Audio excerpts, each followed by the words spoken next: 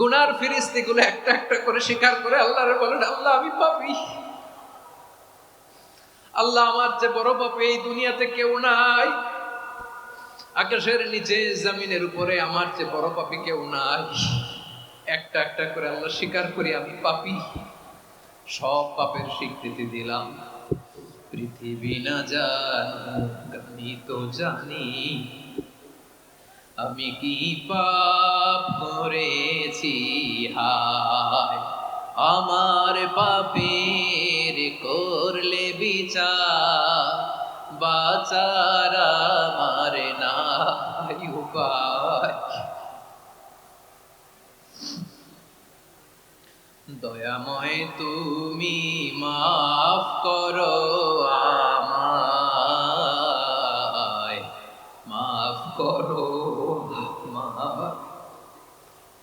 আল্লাহ তাআলা যদি দয়া করে আমাদেরকে মাফ না করে, আমাদের বাঁচার কোনো উপায় নাই। আপনি কি ভেবেছেন আপনার নামাজ দিয়ে আপনি জান্নাতে যাবেন? আপনি তাহাজ্জুদ গুজার, সেজদা দিতে দিতে কপালে দাগ ফেলেছেন, এটা আপনারা জান্নাতে নেবে না? আপনি এলাকার সবচেয়ে বড় হাতেম তাই দানশীল, এই দানের ভরসায় বসে আছেন? কশিন কালো না। আমাদের নামাজ, আমাদের রোজা, আমাদের ইবাদত, এগুলোকে মিজানের পাল্লায় উঠালে কোনো ওজনই হবে না। বরিশাল বিভাগের প্রতি আগে থেকেই আমার আলাদা একটা টান, দুটো কারণে।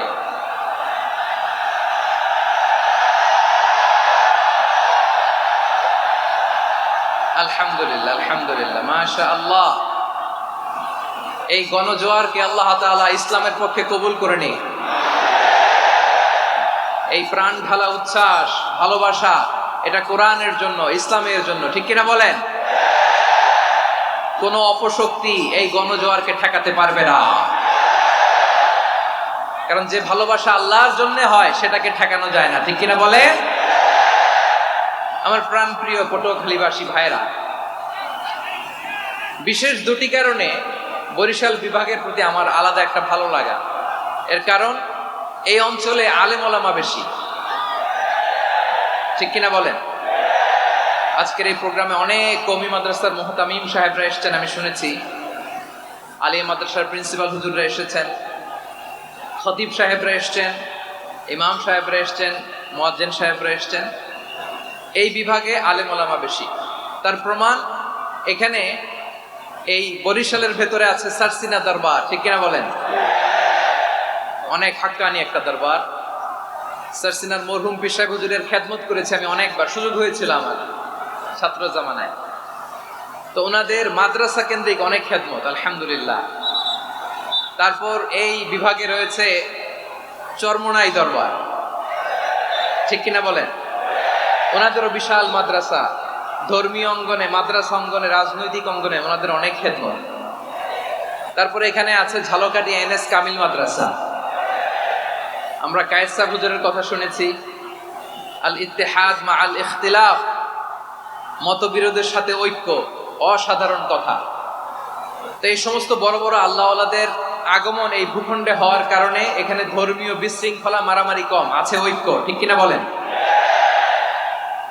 বরিশাল বিভাগের প্রতি আমার বিশেষ ভালোবাসার এটা একটা কারণ। দুই নম্বর কারণ হচ্ছে, আমি ঢাকাতে যে মাদ্রাসায় পড়াশোনা করেছি, দারুন নাজাত সিদ্দিকিয়া কামিল মাদ্রাসা, আমার মাদ্রাসার শিক্ষক মন্ডলীর অধিকাংশ হচ্ছে এই বরিশালের, আলহামদুলিল্লাহ। আমাদের শ্রদ্ধেয় প্রিন্সিপাল হুজুর আখম আবু বকর সিদ্দিক হাফিজাহুল্লাহ ওয়া রাআহ, উনি এলাকা সহ পুরো দারুন নাজাত মাদ্রাসার অধিকাংশ আসাতাজে একরাম এই ভূখণ্ডের, এই অঞ্চলের হওয়ার কারণে ছোটবেলা থেকেই বরিশালের প্রতি আমার একটি ভালোবাসা। তো আমি অন্তরের অন্তঃস্থল থেকে আবারও শুভেচ্ছা জানাতে চাই। আমি আমাদের অনেক ভাইদেরকে দেখতে পাচ্ছি, আপনারা বসার জায়গা পাননি, দাঁড়িয়ে আছেন এবং খুবই নিশ্চুপ, শান্ত, সুশৃঙ্খল। The people of Barishal, they are very smart, আলহামদুলিল্লাহ, মাশাআল্লাহ। এবং শ্রোতা যাদেরকে দেখতে পাচ্ছি, বেশিরভাগের বয়স 15 থেকে 25। জেনজি, যেখানেই যাই জেনজি আমারে ছাড়ে না, মাশাআল্লাহ। এরাই আগামীর বাংলাদেশ,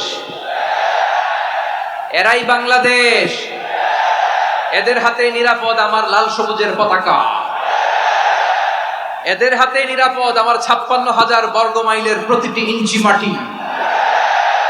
এজন্য তোমাদেরকে সাবধান থাকতে হবে, সজাগ থাকতে হবে দেশের জন্য, এদেশের সার্বভৌমত্বের জন্য, ঠিক কিনা বলেন?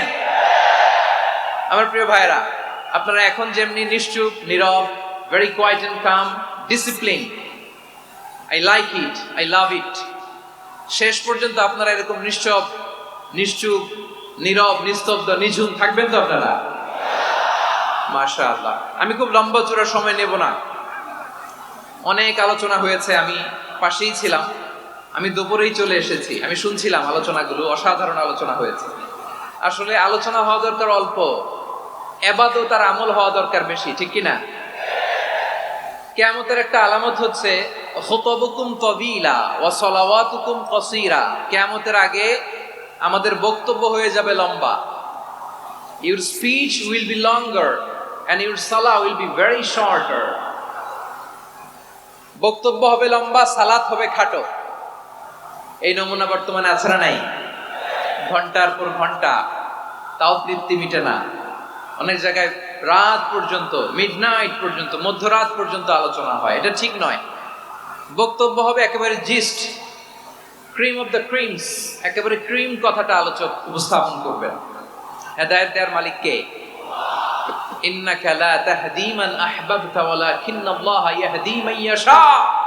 নবী হে, আপনি চাইলেই কাউকে হেদায়েত দিতে পারবেন না, হেদায়েত দেওয়ার মালিক কে? প্রিয় ভাইরা, সম্মানিত ভাইরা, আসুন আমরা মূল আলোচনার দিকে চলে যাই। আজকে আমরা যে টপিকটা নিয়ে আলোচনা করব সেটা হচ্ছে, আমরা যে জীবনে বিপদে পড়ি, আমরা বিপদে পড়লে আমাদেরকে উদ্ধার করে কে? আল্লাহ ছাড়া আমাদের বাঁচানোর কেউ আছে? উদ্ধার করার কেউ আছে? রক্ষা করার কেউ আছে? এজন্য বিপদে পড়লে আমরা চাইবো কার কাছে? আমাদের যাই দরকার হোক আমরা ফরিয়াদ করব কার কাছে? নাকি মাজারে যেয়ে চাবেন? মাজারে যেয়ে চাবেন? অনেকে তো মাজারে যেয়ে কপাল ঘষে, আছে না নাই? মাজারে যেয়ে সন্তান চায়, আছে? এই এলাকায় না, এই এলাকার লোকদের আকীদা খালেস আমি জানি। মাজারে যেয়ে কপাল ঘষে আর সন্তান চায়। আচ্ছা, মাজারে গেলে সন্তান পাওয়া যায়?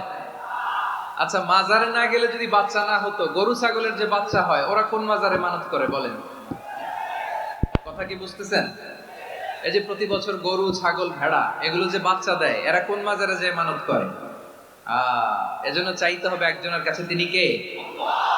আমার প্রিয় পটুয়াখালীবাসী, মাজার জিয়ারত করা সুন্নাহ। আমরা মাজার জিয়ারত করব, আল্লাহ ওয়ালাদের কবরে যাব, আমরা সেখানে যে সালাম দিব, দোয়া করব, নিজের জন্য করব, কবরে শুয়ে থাকা মাইয়েতের জন্য করব, পুরো মুসলিম উম্মার জন্য করব। কিন্তু কবরে যিনি শুয়ে আছে, ওই বাবার কাছে সন্তান চাওয়া যাবে? চাকরি চাওয়া যাবে? সফলতা চাওয়া যাবে? সফলতা দেয় কে? সবাই বলেন নাই, আওয়াজ করে বলেন, সফলতা দেওয়ার মালিক কে? এক কথাই রব্বুল আলামিন বলেন, ওয়া ইয়ামসাসকাল্লাহু বিদুররিন ফালা কাশিফা লাহু ইল্লা হু ওয়া ইয়ুরিদকা বিখাইরিন ফালা রাদ্দা লিফাদলি ইউসিবু বিহি মান ইয়াশাউ মিন ইবাদিহি ওয়া হুয়াল গফুরুর রহিম। আল্লাহু আকবার। আল্লাহ বললেন, ওয়া ইয়ামসাসকাল্লাহু বিদুররিন ফালা কাশিফা লাহু ইল্লা হু।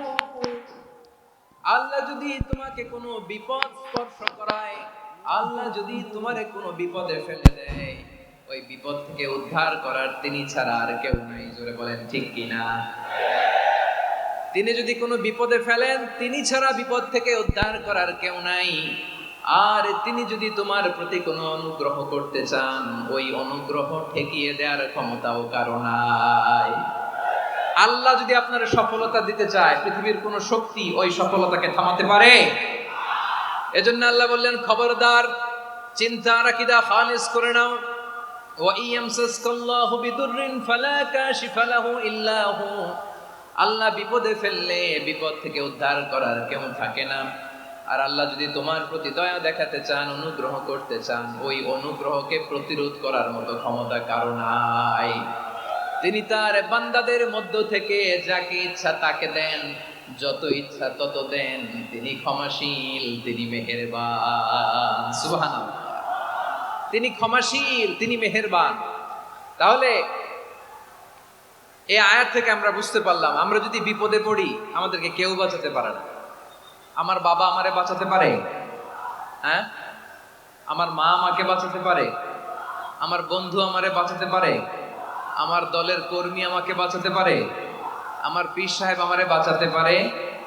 আমার পটুয়াখালীর ভাইয়েরা খেয়াল রাখবেন, বাঁচাতে পারে এক মহান সত্তা, উদ্ধার করতে পারে এক মহান সত্তা। চিৎকার করে বলুন, তিনি কে? আবার আল্লাহ বললেন, আম্মাই ইউজিবুল মুত্তাররা ইযা দাআহু ওয়া ইয়াকশিফুস সুআ ওয়া ইয়াজআলুকুম খুলাফাআল আরদ আইলাহুম মা'আল্লাহ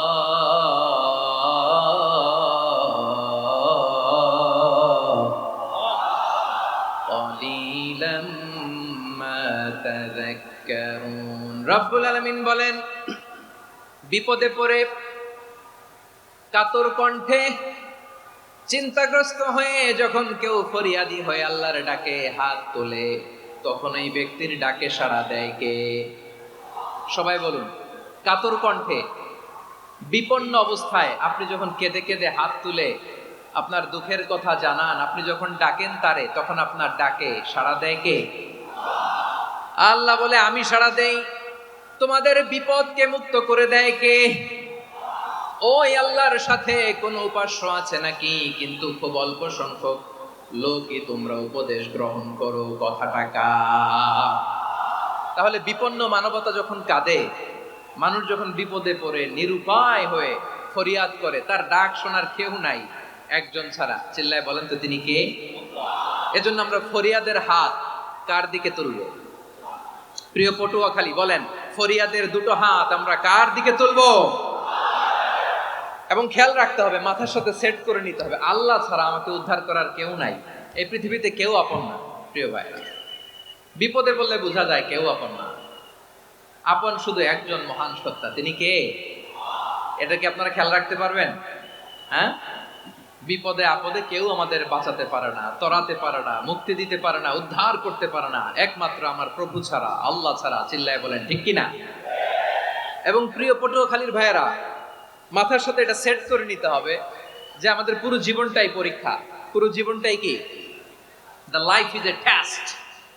পুরো জীবনটাই পরীক্ষা। এই জীবনে বিপদ আসবে, আপদ আসবে, পরীক্ষা আসবে, সবার জীবনে এটা থাকে। এক একজনের পরীক্ষা এক এক রকম। আমার পরীক্ষা একরকম, মাসুদ ভাইয়ের পরীক্ষা একরকম, চৌধুরী সাহেবের পরীক্ষা একরকম, আপনার পরীক্ষা একরকম, ওনার পরীক্ষা আবার আরেক রকম। পুরো পৃথিবীটাই পরীক্ষা ক্ষেত্র, সবাই পরীক্ষা দিচ্ছি, কিন্তু কারো পরীক্ষা প্রশ্নের সাথে কারোটার মিল নাই। সুবহানাল্লাহ পড়বেন না? পুরোটাই পরীক্ষা ক্ষেত্র, সবাই পরীক্ষার্থী, কিন্তু প্রশ্নপত্র একটার সাথে আরেকটা মিলে না। One doesn't match the other. একজনেরটার সাথে আরেকজনেরটা মিলে না। কাউকে আল্লাহ তাআলা ধনী বানিয়ে পরীক্ষা করেন। কি বানিয়ে? কথা কি বুঝতেছেন নাকি কষ্ট হচ্ছে? কষ্ট হচ্ছে আপনাদের? কাউকে আল্লাহ ধনী বানিয়ে পরীক্ষা করেন, আবার কাউকে আল্লাহ তাআলা গরিব বানিয়ে পরীক্ষা করেন, কাউকে আল্লাহ অসুস্থ বানিয়ে পরীক্ষা করেন। কেউ দেখবেন যে দুরারোগ্য ব্যাধিতে আক্রান্ত, ডাক্তার বলেছে আর সময় নাই, দুরারোগ্য ব্যাধি, ক্যান্সার, যার নেই কোনো অ্যান্সার, তার জন্য পরীক্ষা হচ্ছে এই রোগ। আরেক লোক দেখবেন তার আবার রোগ বালাই নাই, মাশাআল্লাহ, তাকে আল্লাহ তাআলা আর্থিক দৈন্যতা, দারিদ্রতা দিয়ে পরীক্ষা করছেন। এরকম আছে না নাই? টাকা পয়সা নাই, দিন আনে দিন খায়, যা আছে তাতে চলে না, এটা তার জন্য পরীক্ষা। আবার আরেক শ্রেণীর লোক দেখবেন তাকে আল্লাহ অসুস্থতাও দেয় নাই, দারিদ্রতাও দেয় নাই, তার দাম্পত্য জীবনের সমস্যা আছে না নাই? স্ত্রী কথা শোনে না, অথবা ছেলে মেয়ে কথা শোনে না। তাহলে পরীক্ষা সবার জীবনে আছে, এক একজনের পরীক্ষাটা এক এক রকম। আল্লাহ তাআলা দেখতে চায় যে এই পরীক্ষার সময় আমরা কিরকম রেসপন্স করি। How to deal with the test, কিভাবে এই বিপদ আপদ পরীক্ষাগুলোকে আমরা হ্যান্ডেল করব, ডিল করব, এটা হচ্ছে আজকের আলোচনার বিষয়। বুঝতে পেরেছেন সবাই? আমার প্রিয় ভাইয়েরা, তাহলে পরীক্ষাময় আমাদের জীবন, বিপদ আপদ পরীক্ষা, এটা মানুষের পিছু ছাড়ে না। সবার জীবনে পরীক্ষা আছে, নবীদের জীবনেও পরীক্ষা ছিল। সাহাবারা জিজ্ঞেস করেছেন, ইয়া রাসূলুল্লাহ, আইয়ুন নাসি আশাদ্দু বালাআন ফিদ দুনিয়া, এই দুনিয়ার বুকে কাদের পরীক্ষা সবচেয়ে বেশি? বিশ্বনবী বলেছেন, আল আম্বিয়া। এই পৃথিবীতে সবচেয়ে বেশি পরীক্ষা আল্লাহ তাআলা নিয়ে থাকেন নবীদের। কাদের? নবীদের। সুম্মাল আমসাল ফাল আমসাল, এরপরে নবীদের পরের স্তরে যারা, তাদের পরীক্ষা। এরপরে তাদের পরের স্তরে যারা, তাদের পরীক্ষা। সিদ্দিকিনদের, শুহাদাদের, সলিহিনদের, আল্লাহওয়ালাদের। যার ঈমান যত মজবুত, তার জীবনে পরীক্ষাও তত বেশি। চিল্লায় বলেন ঠিক কিনা? তাহলে মুমিনরা, বিশ্বাসীরা, আমরা কি পরীক্ষা, বিপদ আপদে ভয় পাই? হ্যাঁ, বিপদ দেখলে ভয় লাগে আপনাদের? ভয় লাগে? হ্যাঁ, না, মুমিনরা বিপদে ভয় পায় না।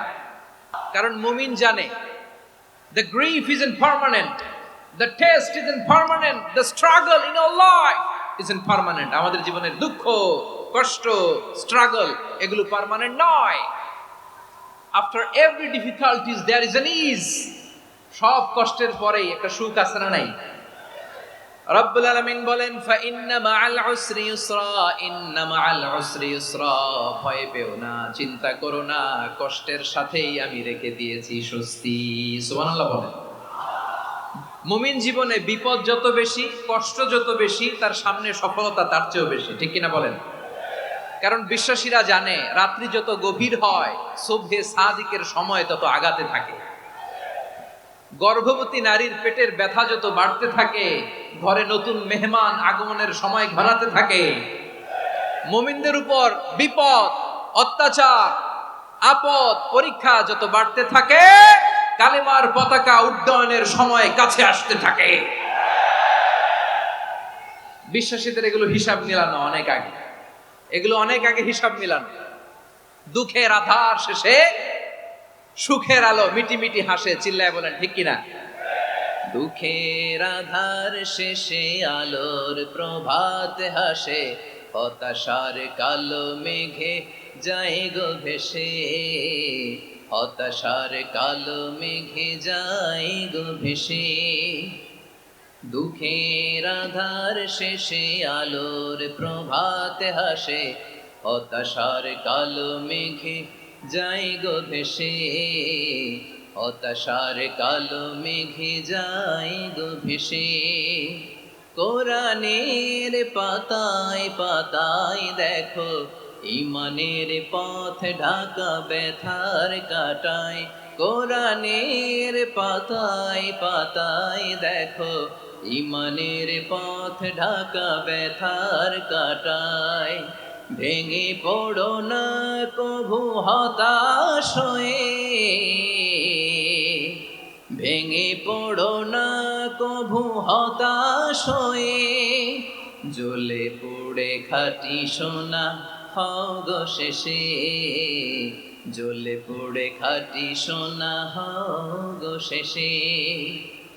দুঃখের আধার শেষে আলোর প্রভাত হাসে, হতাশার কালো মেঘে যায় গো ভেসে, হতাশার কালো মেঘে যায় গো ভেসে। ঠিক কিনা বলেন? দুঃখ যত বেশি, পরীক্ষা যত বেশি, কষ্ট যত বেশি, সুখের সময় তত কাছাকাছি। চিল্লায় বলতে হবে ঠিক কিনা? এজন্য মুমিন জীবনে পরীক্ষা বেশি, মুমিনদের হতাশা নাই। মুমিনরা নিরাশ হয় না, হতাশ হয় কাফিররা। মুমিনরা কখনো হাল ছেড়ে দেয় না, মুমিনরা ভরসা রাখে একজনের উপর, তিনি কে? তাহলে আমার প্রিয় পটুয়াখালীবাসী, বিপদ থাকবে, পরীক্ষা থাকবে, এই বিপদ থেকে আমাদেরকে উদ্ধার করবেন একজন, তিনি কে? আমরা শুধু আল্লাহর উপরই ভরসা রাখবো। রাজি আছেন তো? চাইবো একজন সত্তার কাছে, আওয়াজ করে বলুন তিনি কে? একজন সত্তার কাছে চাইবে। বিশ্বনবী উনার চাচাতো ভাই আব্দুল্লাহ ইবনে আব্বাস রাদিয়াল্লাহু তাআলা আনহুকে বললেন, ইয়া আব্দুল্লাহ ইবনুল আব্বাস, হে আব্দুল্লাহ ইবনে আব্বাস, ইযা সাআলতা ফাসআলিল্লাহ, যখন চাইবে আল্লাহর কাছে যাও। ও আব্দুল্লাহ, যখন চাইবা আল্লাহর কাছে চাও। ওয়া ইযা ইসতাআনতা ফাসতাইন বিল্লাহ, যখন সাহায্য চাইবা আল্লাহর কাছে ফরিয়াদ করো। জেনে রেখো ও আব্দুল্লাহ, ওয়া'লাম আন্নাল উম্মাতা লাউ ইজতামাআত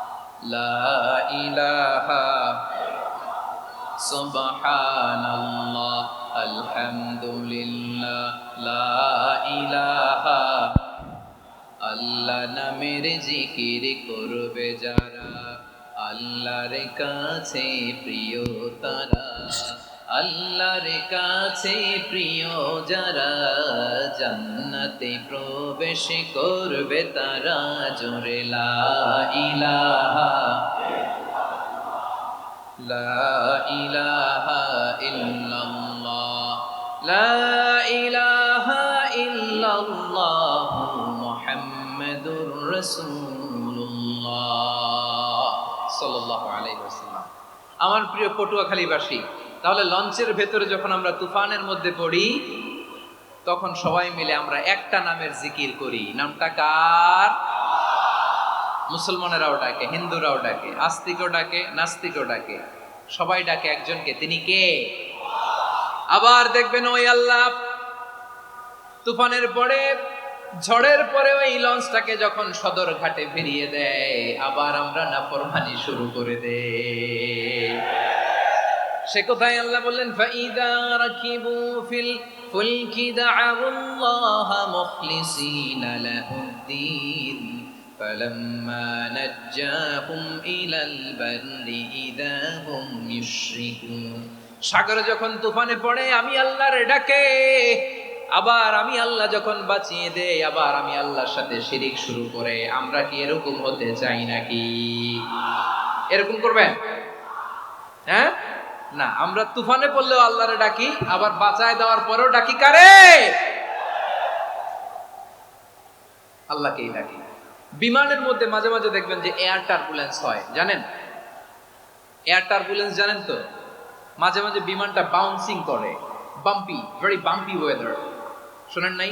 40,000 ফিট উপরে যখন থাকে, তখন পাইলট মাঝে মাঝে বলে, dear passengers, ladies and gentleman, right now we are flying 40,000 feet above the ground and we are passing very air turbulence, very heavy air turbulence right now. Please fasten your seat belt. দেখবেন মাঝে মাঝে বলে যে, ভদ্র মহিলা, ভদ্র মহোদয়গণ, আমরা 40,000 ফিট উপর দিয়ে যাচ্ছি আর এয়ার টার্বুলেন্স ফেস করছি, মেহেরবানি করে আল্লাহর হস্তে সিট বেল্ট বাঁধুন। তখন বিমানটা এরকম বাউন্সিং করে, শেকিং করে। আপনারা মুখোমুখি হয়েছেন? ইদানিং এই এয়ার টার্বুলেন্স বেড়ে গিয়েছে। গত বছর আমার ইন্টারন্যাশনাল অনেকগুলো ফ্লাইট ছিল, তো আমি দেখলাম যে আগের ফ্লাইটগুলোর তুলনায় এখন এয়ার টার্বুলেন্স খুব বেশি। আমি একটু রিসার্চ করে দেখলাম, ক্লাইমেট চেঞ্জের কারণে, জলবায়ু পরিবর্তনের কারণে আকাশের বাতাসের মুভমেন্টে পরিবর্তন হয়েছে, ফলে এখন বিমান শেকিং করে বেশি, বাউন্সিং, বাম্পি ওয়েদার। তো বলেন তো, 40,000 ফিট উপরে যখন আপনি, কয় হাজার ফিট? সবাই বলুন কয় হাজার ফিট?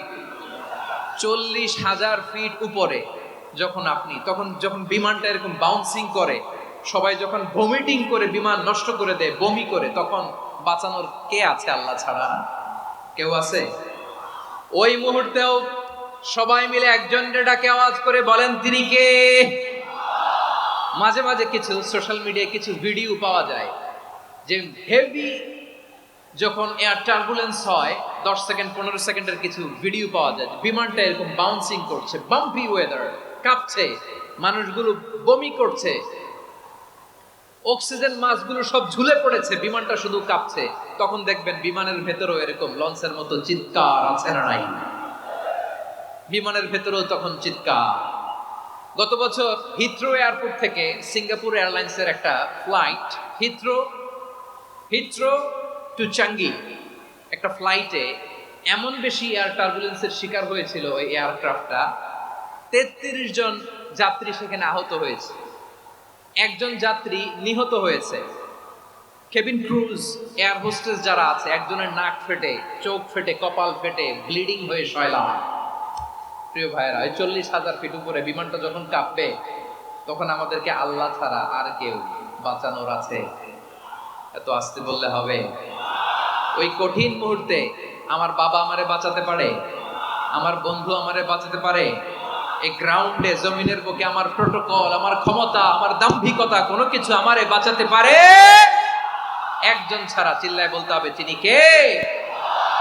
সে আল্লাহ বললেন, গোলাম আমি বিপদের সময় ঠিকই তোমাদের বাঁচিয়ে দেই। ওই বিমানের ভেতরে 40,000 ফিট উপরে যখন তোমরা এয়ার টার্বুলেন্সের শিকার হও, তখন নাস্তিকও আল্লাহরে ডাকে, হিন্দু আল্লাহরে ডাকে। জোরে বলেন ঠিক কিনা? আবার বিমানটা যখন শান্ত হয়ে যায়, একটু পরেই বিমানের স্ক্রিনের মধ্যে হিন্দি সিনেমা খোঁজে। বিমানের স্ক্রিনে কিন্তু বিশাল ওখানে আফলাম ফিল্মের একেবারে বোঝাই করা। বিমানটা শান্ত হলে আবার হিন্দি সিনেমা দেখা শুরু করে। একটু আগে ডাকছিল কারে কারে? দেখবেন বাংলাদেশে আমাদের ক্রিকেটাররা যখন অন্য কোনো দেশের সাথে খেলে, অনেক সময় এমন হয় বল বাকি একটা, রান দরকার 6টা। বল বাকি কয়টা? পটুয়াখালী বোঝে নাই বোধহয়। বল বাকি কয়টা? রান দরকার। আপনি দেখবেন ক্যামেরাম্যান তখন গ্যালারিতে খালি দেখায় দর্শকদের যে কি অস্থিরতা। হিপ হপ স্টাইলের মেয়েটা, যে মেয়েটার ওড়না এতক্ষণ ছিল গলায়, এতক্ষণ কই ছিল, ওই মেয়েটা দেখবেন ওড়নাটা টেনে মাথায় দিয়ে এরকম মুনাজাত ধরতেছে, আল্লাহ আল্লাহ একটা ছক্কা, আল্লাহ আল্লাহ আমার লাল সবুজের পতাকারে তুমি অপমানিত কইরো না আল্লাহ, ইন্ডিয়ার সাথে আমাদের খেলা, আল্লাহ আল্লাহ একটা ছক্কা, একটা একটা। পুরো পুরো খেলা জুড়ে এই মেয়ের ওড়না ছিল গলায়, কিন্তু যখন এক বলে 6 রান দরকার, ওড়না চলে আসছে কোথায়? মাথায়। আবার মুনাজাত আছে না নাই? ঠিকই বাংলাদেশের দামাল ছেলে এমন এক শট মারলো, বল চলে গেল স্টেডিয়ামের বাইরে, ছক্কা, জিতে গেলাম আমরা। পুরো স্টেডিয়াম জুড়ে চিৎকার, হই হুল্লোড়, মৌজ মাস্তি। যেই মেয়েটা মাথার মধ্যে ওড়না দিয়ে এতক্ষণ সুবহানাল্লাহ সুবহানাল্লাহ বলে আল্লাহর কাছে দোয়া করেছে, ওই মেয়ে এখন আবার ওড়না ফেলে দিয়ে নাচা শুরু করে দিয়েছে। তাহলে আল্লাহর ভয়, আল্লাহর প্রতি আস্থা, বিশ্বাস, ভালোবাসা, এটা কি ক্ষণিকের জন্য? মানে আমার যখন লাগবে তখন আল্লাহর ইউজ করবো নাকি? হ্যাঁ, বিপদে আপদে, সুখের সময় দুঃখের সময়, সচ্ছল অসচ্ছল অবস্থায় বিশ্বাসীরা ভরসা রাখে একজনের উপর। চিৎকার করে বলে পটুয়াখালী, তিনি কে? সে আল্লাহ বললেন, গোলাম মনে করো না জাহাজ থেকে সদরঘাটে ভিড়িয়ে দিলাম তুমি নিরাপদ হয়ে গেছো। মনে করো না 40,000 ফিট থেকে সেফ ল্যান্ডিং এর পরে এয়ারপোর্টে নেমে গেলেই তুমি নিরাপদ হয়ে গেছো। ও মিয়া, বিপদ কি শুধু সাগরে আর আকাশে? ঘরের বিপদও, ঘরের ভেতরও বিপদ আসতে পারে কি পারে না? এজন্য সূরা মুলকে আল্লাহ বললেন, আমিনতুম মান ফিস সামাই আন ইয়াখসিফা বিকুমুল আরদা ফাইযা হিয়া তামুর। তোমরা কি ভাবছো তোমরা নিরাপদ? সাগরের মধ্যে তুফান, আল্লাহ আল্লাহ ডাকলাম, সদরঘাটে যেয়ে পড়ছি, বেঁচে গেছেন তো আপনি। আর পাবে আপনারে আল্লাহ? আল্লাহরা তো সাগরের মাঝখানে তো আল্লাহ আপনারে পাইছিল, আর তো পাবে না। আর পাবে আপনারে? আর আল্লাহ ধরতে পারবে আপনারে? ঘরের ভেতরও বিপদ দিয়ে আটকাতে পারে কে? 5 স্টার 7 স্টার হোটেলের ভেতরও আমাকে বিপদের মধ্যে ফেলে দিতে পারেন কে? আল্লাহ বললেন, তোমরা কি ভেবেছো তোমরা নিরাপদ? আমি চাইলে ল্যান্ডস্লাইডস, ভূমি ধস দিয়ে 1 লক্ষ এক মুহূর্তে নিয়ে যেতে পারি। এক সুনামি দিয়ে থাপ্পড় মেরে 3 লক্ষ সাগরের ভেতরে ঢুকায় দিতে পারি। 1 সেকেন্ডও লাগে না আমার। أم أمنتم من في السماء أن يرسل عليكم حاصبا فستعلمون كيف نذير। আল্লাহ চাইলে আকাশ থেকে পাথর বৃষ্টি নাজিল করতে পারেন কি পারেন না? এই মুহূর্তে এখানে ভূমিকম্প দিতে পারেন কি পারেন না?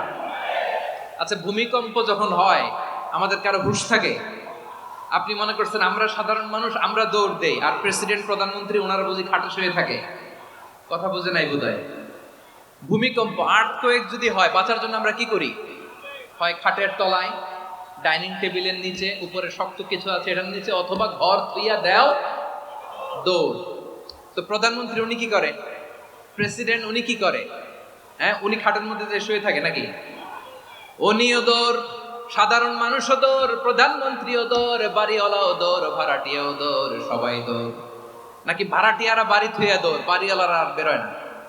এরকম না। তাহলে যে কোনো মুহূর্তে ভূমিকম্প দিয়ে নাস্তানাবুদ করতে পারে কে? আমার প্রিয় ভাইয়েরা, আমরা নিরাপদ নই, আমরা তার দয়ায় বেঁচে আছি। কার দয়ায়? এজন্য আল্লাহ বললেন, গোলাম যে কোনো মুহূর্তে বিপদ দিয়ে তোমাদেরকে নাস্তানাবুদ করতে পারি। বিশ্বাসী বলে যদি নিজেকে দাবি করো, সব সময় ডাকতে হবে একজন সত্তাকে। বলেন তিনি কে? এই কথা ক্লিয়ার? এই সবগুলো উদাহরণ শেষে সবার কাছে ক্লিয়ার হয়েছে না যে বিপদ থেকে, আপদ থেকে, পরীক্ষা থেকে, খেলামিটি থেকে আমাদেরকে কেউ বাঁচাতে পারে না একজন সত্তা ছাড়া। আবারও বলেন তো তিনি কে? ক্লিয়ার? হ্যাঁ, সবাই বুঝতে পারছেন? আচ্ছা, এবার আমরা দেখি বিষ্ণু ইসা ইসলামের জীবনে বিপদ আপদ ছিল কিনা। উনি বিপদ আসলে কিভাবে ডিল করতেন, বিপদ আসলে কোন দোয়া পড়তে হয়, কিভাবে ফরিয়াদের হাত উত্তোলন করতে হয়, কিভাবে রবের দরবারে নতজানু হয়ে ফরিয়াদ করতে হয়, এটা জানার দরকার আছে না নাই? আসুন আমরা বিষ্ণুনবীর জীবনী থেকে দেখি বিপদ আসলে উনি কি করতেন। বিপদ আসলেই প্রথমে বিষ্ণুনবী সাল্লাল্লাহু আলাইহি ওয়াসাল্লাম একটা দোয়া পড়তেন। কি পড়তেন? তিনি পড়তেন ইন্না লিল্লাহি ওয়া ইন্না ইলাইহি রাজিউন। নিশ্চয় আমরা আল্লাহর জন্য, নিশ্চয় আমরা কার দিকে ফিরবো ভাই? আবার কার দিকে ফিরবো? আওয়াজ করে বলুন তো, আমরা এসেছি কার কাছ থেকে, আবারও ফিরে যাব কার কাছে? এজন্য বিষ্ণুই পড়ছেন ইন্না লিল্লাহি ওয়া ইন্না ইলাইহি রাজিউন। নিশ্চয় আল্লাহর জন্য, ওই আল্লাহর দিকেই আমরা ফিরে যাব। তারপরে বিষ্ণুই পড়তেন আল্লাহুম্মা আজুরনি ফি মুসিবাতি ওয়াখলুফ লি খায়রাম মিনহা।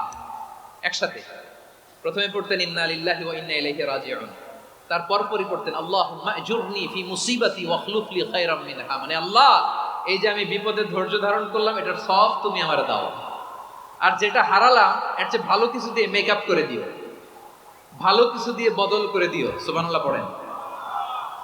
তাহলে বিপদ আসলে আমরা কি পড়ব? কথা বলেন। এই যে আমি শুয়েছিলাম, নাশিদ গাচ্ছিল ওরা, এদেশে পরস্পরে দেখা হলে দেয় সালাম, এদেশে আমজনতার হৃদয় জুড়ে পাকালাম, এদেশে বিপদ এলে সর্বজনে সর্বক্ষণে দোয়া পড়ে ইন্না লিল্লাহ। কি পড়ে? সুবহানাল্লাহ সুবহানাল্লাহ সুবহানাল্লাহ সুবহানাল্লাহ। এদেশে আজান শুনে সূর্য ওঠে শহর গ্রামে, এদেশে আজান শুনে সূর্য ডুবে সন্ধ্যা নামে, এদেশে সকল কাজে সবাই বলে বিসমিল্লাহ, এদেশে ভালো কিছু দেখে শুনে হাসি মুখে সবাই বলে মাশাআল্লাহ। সুবহানাল্লাহ পড়েন। তাহলে বিপদ এলে আমরা কি পড়ি? কথা বুঝলে সবাই উত্তর দিতে হবে। বিপদ এলে কি পড়ি? তাহলে বিপদ এলেই আমরা এখন থেকে ইন্না লিল্লাহ পড়বো, নাকি হাই হুতাশ করবেন? একদল আছে হাই হুতাশ করে, হায় আল্লাহ রে মোর কি হইল রে, মই কি হরমু রে, মই কমবে জামু রে। আছে না নাই? এরকম বিলাপ করতে নিষেধ করেছেন বিশ্বনবী। কি করব, কই যাব, কি হবে, হায় হায়, এরকম হাহুতাশ আছে না নাই? বিশ্বাসীরা হাহুতাশ করে না, তারা ইন্না লিল্লাহ পড়ে। কি পড়ে? মনে থাকবে? আমরা পড়বো ইন্না লিল্লাহি ওয়া ইন্না ইলাইহি রাজিউন। নিশ্চয়ই আমরা আল্লাহর জন্য, আমরা আল্লাহর দিকেই ফিরে যাব। এরপর পড়বো আল্লাহুম্মা আজুরনি ফি মুসিবাতি ওয়াখলুফ লি খায়রাম মিনহা। আল্লাহ, আমি যে বিপদে ধৈর্য ধারণ করলাম এটার সওয়াব দিও, আর যা হারালাম তার চেয়ে ভালো কিছু দিয়ে বদল করে দিও। সুবহানাল্লাহ পড়েন। বিশ্বনবীর হাদিস শুনলেন উম্মে সালামা রাদিয়াল্লাহু তাআলা আনহা। ওনার স্বামী হলো আবু সালামা। মজার ঘটনা খেয়াল করে শুনেন আমার প্রিয় কলিজার টুকরা ভাইয়েরা। কানগুলো খরগোশের কানের মতো খাড়া করে আমার দিকে তাকান। সাইয়্যিদাতুনা উম্মে সালামা রাদিয়াল্লাহু তাআলা আনহা, ওনার স্বামীর নাম আবু সালামা। শ্রেষ্ঠ দম্পতি, শ্রেষ্ঠ ফ্যামিলি। প্রথমে হিজরত করেছিলেন হাবাসায়, পরে হিজরত করেছেন মদিনায়। উহুদ যুদ্ধের পরে ওনার স্বামী আবু সালামা ইন্তেকাল করলেন, শহীদ হলেন। সুবহানাল্লাহ পড়েন। যখন আবু সালামা ইন্তেকাল করল, উম্মে সালামা রাদিয়াল্লাহু তাআলা আনহা কেঁদে কেঁদে হয়রান। আর নবীর শিখানো বাণী অনুযায়ী তিনি বারবার পড়ছিলেন ইন্না লিল্লাহ। কি পড়ছিলেন? মুই কই যামু, কি হরমু, এগুলো বলে নাই। কি বলছে? ইন্না লিল্লাহ। যেহেতু বিশ্বনবী বলেছেন কেউ যদি বিপদের প্রথম ধাক্কায় পড়ে ইন্না লিল্লাহি ওয়া ইন্না ইলাইহি রাজিউন, আল্লাহুম্মা আজুরনি ফি মুসিবাতি ওয়াখলুফ লি খায়রাম মিনহা, তাহলে এই বিপদে যে সে যা হারালো তার চেয়ে শ্রেষ্ঠ কিছু দিয়ে আল্লাহ তার বদল দিয়ে দিবে। এই হাদিস শুনে উম্মে সালামা রাদিয়াল্লাহু তাআলা আনহা ওনার প্রাণ প্রিয় স্বামী আবু সালামার ইন্তেকালের পরে চোখের পানি ছাড়ে আর পড়ে ইন্না লিল্লাহি ওয়া ইন্না ইলাইহি রাজিউন আল্লাহুম্মা আজুরনি ফি মুসিবাতি ওয়াখলুফনি খায়রাম মিনহা। বারবার এই দোয়া পড়ে চোখের পানি ছাড়ে, এই দোয়া পড়ে চোখের পানি ছাড়ে, আর মনে মনে বলে আবু সালামার মতো ভালো মানুষ মদিনাতে নাই, আবু সালামার চেয়েও ভালো মানুষ মদিনাতে নাই, তার চেয়ে ভালো মানুষ কি করে আল্লাহ তাআলা আমারে দিবে, তার চেয়ে ভালো মানুষ তো আমি মদিনাতে দেখি না। চোখের পানি দিয়ে বুক ভাসায় আর নবীর হাদিসের উপর আমল করে পড়ে ইন্না লিল্লাহি ওয়া ইন্না ইলাইহি রাজিউন, ইন্না লিল্লাহি ওয়া ইন্না ইলাইহি রাজিউন। পড়তে পড়তে চোখের পানি ছাড়ে আর চিন্তা করে বিশ্বনবী বললেন এই দোয়া পড়লে যেটা হারালাম তার চেয়ে ভালো কিছু দিয়ে আল্লাহ পুরস্কার দেয়। আবু সালামার চেয়ে ভালো মানুষ মদিনার মধ্যে আর কে হতে পারে? কি আজীব তামাশা, কি অবাক করা ঘটনা। কিছুদিন পরে দেখা গেল সাইয়্যিদুল মুরসালিন রাহমাতাল লিল আলামিন স্বয়ং বিশ্ব নবী উম্মে সালামাকে বিয়ের প্রস্তাব পাঠিয়েছে। স্বয়ং বিশ্ব নবী উম্মে সালামা রাদিয়াল্লাহু তাআলা থেকে বিয়ের প্রস্তাব পাঠিয়েছেন। উনি রাজি হয়ে গেলেন, বিয়ে হয়ে গেল, উনি হয়ে গেলেন উম্মুল মুমিনিন, আমাদের মা, পুরো মুসলিম উম্মার মা। চিৎকার করে বলেন আল্লাহু আকবার। তাহলে আমার প্রাণ প্রিয় ভাইরা, বিপদে পড়লে আমরা পড়বো ইন্না লিল্লাহি ওয়া ইন্না ইলাইহি রাজিউন আল্লাহুম্মা আজুরনি ফি মুসিবাতি ওয়াখলুফনি খায়রাম মিনহা। পড়বেন? পড়বেন না? যারা যারা বিপদ আসলে এই দোয়াটা পড়বেন এখন থেকে আওয়াজ করে ইনশাআল্লাহ বলেন। যা হারাইছেন তার চেয়ে শ্রেষ্ঠ জিনিস দিয়ে বদলা দিবে কে? বিশ্বাস হয়? একটু সন্দেহ লাগে মনে হয়, একটু সন্দেহ আছে? যাদের বিশ্বাস হবে তাদেরকে আল্লাহ উত্তম বদলা দিবে, ঠিক কিনা বলেন? তাহলে বিপদে পড়লেই প্রথমে আমরা এটা পড়ব। দোয়াগুলো যদি এখন মুখস্থ না হয়, এই যে রেকর্ডিং হচ্ছে পেয়ে যাবেন, কালকেই পেয়ে যাবেন, শুনে শুনে মুখস্থ করবেন। আমার মায়েরা, আমার বোনেরা, আপনাদের জন্য 3টি মাঠের অ্যারেঞ্জমেন্ট করা হয়েছে, আমি জানি। আপনারা এই দোয়াগুলো পড়বেন, আপনার স্বামীকে শেখাবেন, সন্তানকে শেখাবেন, আপনার পুরো পরিবারটাকে জান্নাতের টুকরো বানিয়ে দিবে কে? তাহলে বিপদ আসলে প্রথমে কি পড়তে হবে এটা জেনে গেলাম। এরপরে বিপদ আসলে নিজেকে কি করে আল্লাহর কাছে সঁপে দিতে হয় এটাও জানার দরকার আছে না নাই?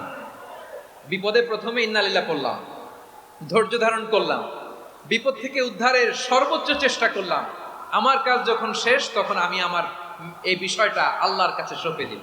কার কাছে সোপর্দ করব? কার কাছে? বিপদে পড়লে কেমন করে নিজেকে আল্লাহর কাছে সঁপে দিতে হয় আসুন সাইয়েদনা ইব্রাহিম আলাইহিস সালামের জীবনী থেকে জানি। আল্লাহর খলিল ইব্রাহিম আলাইহিস সালাম আমাদের মতো সমাজ ব্যবস্থা পায় নাই। আমরা জন্মের পরে আমাদের কানের ভেতরে আজান দিয়েছে কে? একামত দিয়েছে কে? আমাদের বাপদাদারা আমাদের কানে আজান দিয়েছে কি দেয় নাই? আমাদের জন্মের পরেই তো আজান, একামত, বাড়ির পাশে মসজিদ, প্রতিদিন আজান, জুমার খুতবা, প্রতি মাসে মাসে তাফসিরুল কোরআন মাহফিল, মসজিদ, মিনারা, অভাব নাই, ঠিক কিনা বলে? আপনি যেই সুন্দর ইসলামিক এনভায়রনমেন্ট পেয়েছেন, আমাদের ইব্রাহিম খলিল উনিও কি এরকম পেয়েছিলেন? হ্যাঁ, উনি জন্মের পর পরে ওনার কানে আজান দিয়েছে কেউ? আমার প্রিয় ভাইরা, আগা গোড়া একটা শিরকি পরিবেশ উনি জন্মগ্রহণ করেছেন। উনি ছাড়া ওই তল্লাটে একজনও আল্লাহর উপর বিশ্বাসী নাই। কল্পনা করতে পারেন? গোটা তল্লাটে, গোটা দেশে বিশ্বাসী মুমিন, আল্লাহর উপর বিশ্বাস স্থাপনকারী কয়জন? সবাই বলেন কয়জন? বাকি সব মুশরিক। বাকি সব মুশরিক নিজের সাথে নিজে শক্ত বোঝাপড়া করে, অ্যানালজি করে, সেলফ কনভারসেশন করে উনি মহা সত্যের সন্ধান পেয়েছে। মনে মনে বলে না তাইলে এটা না, আবার চাঁদ দেখে বলে চাঁদটা বড় মায়া লাগে, মনে হয় এটাই আমার রব। পরে দেখে চাঁদও নাই, কয় না এটা না। এরপরে দ্বীপ প্রহরের জলজলে সূর্যটা খা খা করে গোটা পৃথিবীটারে রৌদ্র দিয়ে তাতিয়ে রাখে। তিনি ভাবলেন মনে হয় এটাই আমার রব, কারণ এটাই তো সবচেয়ে বড়। কিন্তু বিকেল বেলা ওই সূর্যটাও যখন চলে যায়, সাইয়েদনা ইব্রাহিম বলে না এটাও তো নাই, আমার খোদা যদি আমারে ছেড়ে চলে যায়, বিপদে পড়লে আমারে উদ্ধার করবে কে? এভাবে নিজের সাথে অ্যানালজি, সেলফ কনভারসেশন করতে করতে করতে তিনি মহা সত্যের সন্ধান পেয়েছেন। সুবহানাল্লাহ বলেন। সব শেষে তিনি ডিসিশন নিয়ে ঘোষণা দিলেন, ইন্নী ওয়াজ্জাহতু ওয়াজহিয়া লিল্লাযী ফাতারাস সামাওয়াতি ওয়াল আরদা হানিফান ওয়া মা আনা মিনাল মুশরিকিন। নিশ্চয় আমি এমন সত্তার দিকে মনোনিবেশ করলাম, মুখাপেক্ষী হলাম, যিনি আকাশ বানিয়েছেন, জমিন বানিয়েছেন, আমি মুশরিক নই। সুবহানাল্লাহ। পারতেন? আপনি পারতেন? কেউ নাই, লক্ষ লক্ষ মুশরিক, আপনি একা। ওনার মতো এরকম বিচক্ষণতা দিয়ে আল্লাহরে খুঁজে পাইতে পারতেন আপনি? কি নবী ছিল, আল্লাহকে খুঁজে পেয়েছে। যখন আল্লাহর ইবাদত শুরু করলো, এই কথা ছড়ায় পড়লো চারদিকে। নমরুদ সাইয়েদনা ইব্রাহিমকে ডেকে পাঠালেন। নমরুদ বলে, ইব্রাহিম, তুমি নাকি মূর্তির পূজা না করে কোন নতুন রবের ইবাদত করো, কে তোমার রব? সাইয়েদনা ইব্রাহিম বললেন, রব্বি আল্লাযী ইউহয়ী ওয়া ইউমীত, আমি এমন রবের ইবাদত করি যিনি জীবন দেন, যিনি মৃত্যু দেন। নমরুদ বলে, তাই নাকি? তোমার রব জীবন দেয়, মৃত্যু দেয়, আর এটা তো আমি দেই। আমিও তো জীবন দেই, আমিও তো মৃত্যু দেই। সাইয়েদনা ইব্রাহিম বললেন, কেমন করে তুমি জীবন দাও, মৃত্যু দাও, একটু দেখাও তো। নমরুদ জেলখানা থেকে দুজন কয়েদিকে ডেকে আনলো। কয়েদি এনে অর্ডার করলো, একটাকে এখনই শিরোচ্ছেদ, হেড অফ, ডেথ পেনাল্টি, মৃত্যুদণ্ড দেয়া হলো। ফিনকি দিয়ে রক্ত বেরোলো। নমরুদ বলে, দেখো, দুজনকে ধরে আনলাম, একজন কয়েদিকে দিলাম ডেথ পেনাল্টি, মৃত্যুদণ্ড, ওরে মৃত্যু দিলাম। আরেকজন যে দাঁড়িয়ে আছে, চাইলে ওরেও আমি মৃত্যুদণ্ড দিতে পারি, কিন্তু না, ওরে আমি দিব না, ওরে আমি বাঁচাইয়া দিলাম, ছেড়ে দিলাম, মানে জীবন দিলাম। দেখো ইব্রাহিম, তোমার চোখের সামনে একজনরে মৃত্যু দিলাম, আরেকজনরে জীবন দিলাম। আপাত দৃষ্টিতে তাই তো, একজনরে তো জীবন দিল, আরেকজনরে মৃত্যু দিল। সাইয়েদনা ইব্রাহিম এবার বিপাকে পড়ে গেলেন। কিন্তু এক একজন নবীকে আল্লাহ এমন উইজডম বিচক্ষণতা দিয়ে এই জমিনে পাঠিয়েছেন, মুহূর্তের মধ্যে আল্লাহর খলিল ইব্রাহিম বললেন, فإن الله يأتي بالشمس من المشرق فأت بها من المغرب فبهت الذي كفر।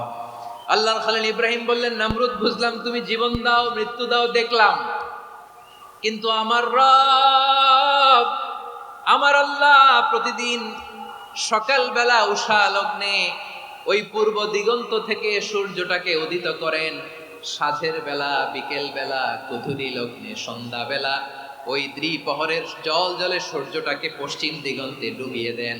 মানে সকালবেলা পূর্ব দিক থেকে উদিত করা সূর্যটাকে পশ্চিম দিকে বিকেলে তিনি ডুবিয়ে দেন। তুমি যদি পারো ওই সূর্যটাকে পশ্চিম দিক থেকে উদিত করে পূর্ব দিকে ডুবিয়ে দাও। সুবহানাল্লাহ পড়বেন না? দেখেন, ইনস্ট্যান্ট ইন্টেলেক্ট, মুহূর্তে বিচক্ষণতা, উইজডম কাকে বলে? নমরুদ পারবে? নমরুদের বাপ পারবে? ওর দাদা, ওর 14 গোষ্ঠী, গোটা বিশ্বের সব ক্ষমতাধর রাষ্ট্রনায়করা একসাথে হলে পারবে? ফাবহিতাল্লাযী কাফার পারে নাই, ব্যর্থ হয়েছে। এবার তেলে বেগুনে জ্বলে উঠেছে, রেগে মেগে আগুন বলে, ফালকুহু ফিল জাহিম, ওর সাথে তর্ক নাই, না পেরে এবার এটারে আগুনে ফেলা। বিশাল বিশাল গাছ কেটে লাকড়ি এনে আগুনের কুণ্ডলি বানানো হলো, দাও দাও দাও দাও করে আগুন জ্বলে। আল্লাহর খলিল ইব্রাহিমকে আগুনে নিক্ষেপ করা হবে। আল্লাহর খলিল সাইয়েদনা ইব্রাহিমের হাতের মধ্যে রশি দিয়ে টাইট করে বাঁধা হলো, পায়ের মধ্যেও টাইট করে রশি দিয়ে বাঁধা হলো। আল্লাহর খলিল ইব্রাহিমকে আগুনের কুণ্ডলির মধ্যে ফেলা হবে। ওমিয়া, আপনি যে বিপদের কারণে ভয় পান, হতাশ হন, এটা কোনো বিপদ ওনার বিপদের সামনে? পটুয়াখালী আওয়াজ করে বলুন, সাইয়েদনা খলিল ইব্রাহিমের বিপদের সামনে আমাদের বিপদগুলো কোনো বিপদ? এটা কোনো বিপদই না, এটা কোনো বিপদই না। হাত পা বেঁধে টাইট করে নিক্ষেপ করা হবে, সিম্পলি ফেলা যাবে না, কারণ দাও দাও করে দ্য ব্লেজিং ফায়ার, এমন আগুনের কুণ্ডলি, কাছে যাওয়া যায় না, আগুনের উত্তাপে নিক্ষেপ করা হবে। হাতে রশি বেঁধে, পায়ে রশি বেঁধে আল্লাহর খলিল ইব্রাহিম আলাইহিস সালামকে আগুনের মধ্যে নিক্ষেপ করা হবে। আহা, এটার বলে অগ্নি পরীক্ষা। উনি অগ্নি পরীক্ষার সম্মুখীন হয়েছিলেন। এজন্য কঠিন পরীক্ষাকে আমরা অগ্নি পরীক্ষার সাথে তুলনা করি, ঠিক কিনা? সাইয়েদনা জিবরাইল এসে বললেন, ও আল্লাহর খলিল, ওরা তো আপনার হাতও বেঁধে ফেললো, পাও বেঁধে ফেললো, নড়াচড়ার সুযোগ নাই, বলেন আমি জিবরিল ফেরেশতা আপনার জন্য কি করতে পারি? আল্লাহর খলিল ইব্রাহিম বলেন, ও জিবরাইল, তোমার কাছে আমার কোনো চাওয়া পাওয়া নাই। সুবহানাল্লাহ বলেন। তোমার কাছে বলার কিছু নাই, তোমার সাহায্যের আমার দরকার নাই। সাইয়েদনা ইব্রাহিম আলাইহিস সালামকে হাতে পায়ে রশি বেঁধে হাত পা বাঁধা অবস্থায় জ্বলন্ত অগ্নিকুণ্ডে যখন নমরুদের দলবল নিক্ষেপ করবে, আল্লাহর খলিল কিভাবে নিজেকে আল্লাহর কাছে সঁপে দিয়েছেন পটুয়াখালীর ভাইরা খেয়াল করে শুনুন। হাত পা বেঁধে আল্লাহর খলিলকে যখন নিক্ষেপ করা হবে, তিনি মুখ ফুটে বলে ফেললেন, হাসবুনাল্লাহু ওয়া নি'মাল ওয়াকিল। হাসবুনাল্লাহু ওয়া নি'মাল ওয়াকিল, আমার জন্য আল্লাহই যথেষ্ট, আমার জন্য আল্লাহই যথেষ্ট। তিনি আমার সবচেয়ে বড় গার্ডিয়ান, তিনি আমার সবচেয়ে বড় অভিভাবক। জিব্রাইলের সাহায্যের অফারকে ফিরিয়ে দিলেন, দুনিয়ার বুকে কারো কাছে কিছু বলেন নাই, মুখ ফুটে বলেছেন হাসবুনাল্লাহ। ও আমার পটুয়াখালীর প্রাণের ভাইয়েরা খেয়াল রাখবেন, কোন বান্দা তার হাতে থাকা সব চেষ্টাটুকুন করার পরে মুখ ফসকে মুখ দিয়ে যখন বলে ফেলে হাসবুনাল্লাহ, বান্দা যখন হাসবুনাল্লাহ বলে ফেলে, ওই ব্যাপারটা ডিল করার দায়িত্ব স্বয়ং আল্লাহ আরশের উপর থেকে নিয়ে নেয়। আপনি যখন বলে ফেলবেন হাসবুনাল্লাহ, এটা ডিলিং করবে কে তখন? চিল্লায় বলেন না, তিনি কে?